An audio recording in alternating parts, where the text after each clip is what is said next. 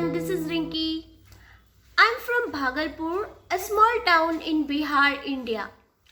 Till senior secondary, I studied in Bihar and later moved to Delhi for higher studies.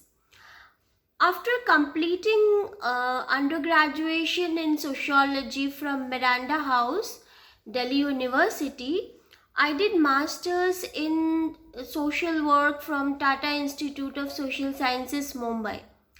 Later, I developed interest in research, and throughout the process of research in both MPhil dissertation entitled Experiencing Education and Inquiry with a special reference to Mushahar community in Patna, Bihar, and PhD thesis entitled Disability and Inclusive Education, a study of selected schools in Patna, Bihar. I was engaged in intensive field work and simultaneously a constant process of learning, unlearning, reflection, and interpretation was going on. My academic journey has contributed a lot in enabling me to overcome my own prejudices, think critically, and question the widely accepted beliefs and practices which fosters inequality, hierarchy, and exclusion in the society. Now, I would like to start by recalling an interaction with one of my faculty during undergraduation. Once during her class, I fell asleep. So, after class, she said, "Rinki, you dozed off in class?" "Yes, ma'am. Last night I slept at 12. "So what? I slept at 4. Her sensitivity towards my educational requirement and expectation to participate equally in classroom itself speaks of her willingness to embrace diverse learners. Another memorable comment by one of the faculty when I received M.N. Srinivas Memorial Certificate for standing topper in Delhi University goes like this. "Nothing to get surprised about it. This was very much expected from you." My admission into sociology and social work department was a turning point in my life because the faculty members and friends whom I met, they never had a sympathetic approach towards me as a person with impairment. Instead, they accepted me as a whole, like an ordinary individual who is worthy of equal rights, values, and dignity.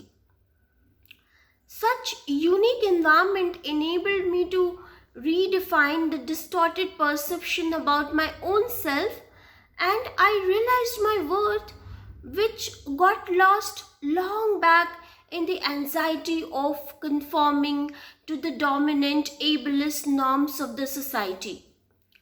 Because, the everyday socialization pattern in the society internalizes a sense of shame, inferiority, and helplessness among disabled people.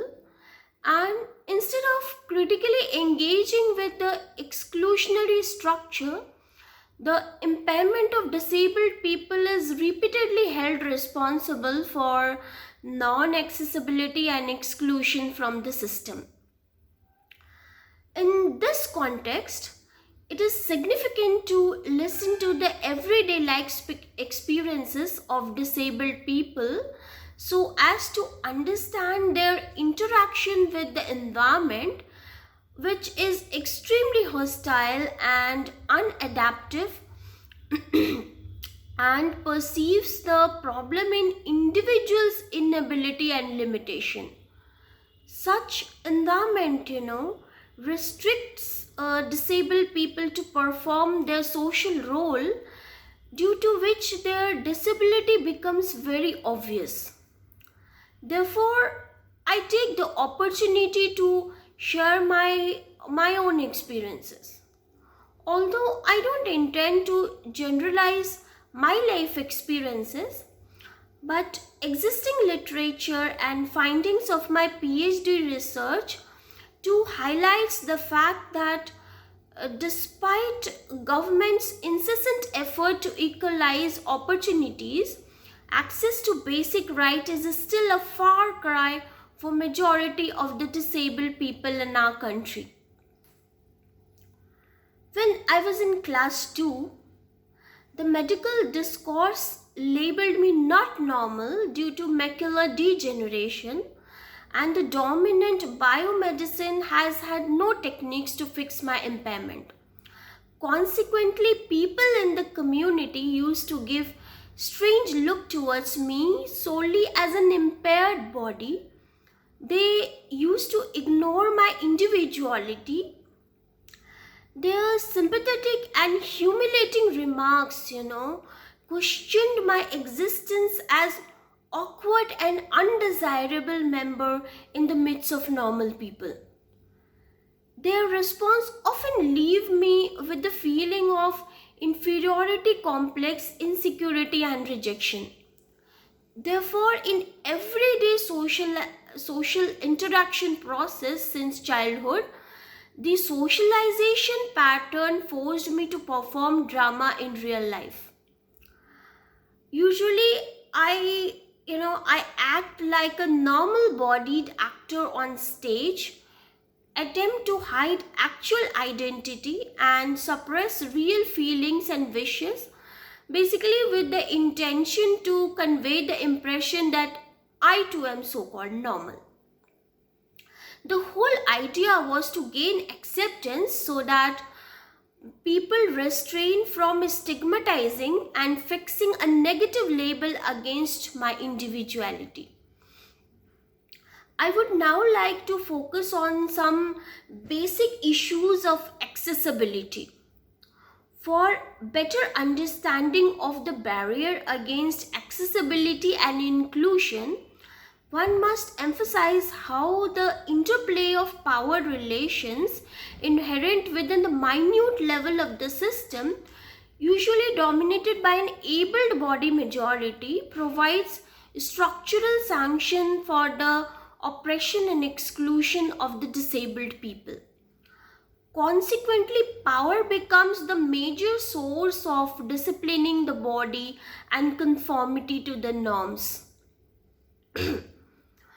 And this gives rise to the perception as abled and disabled body, which reduces the disabled people merely to an impaired body, and hence legitimizes discrimination against them in all spheres of life.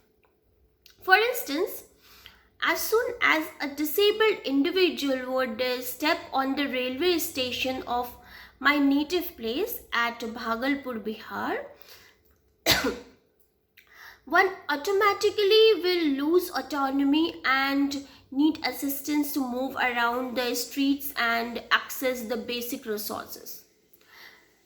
It is not the impairment, but the physical environment, disable his or her.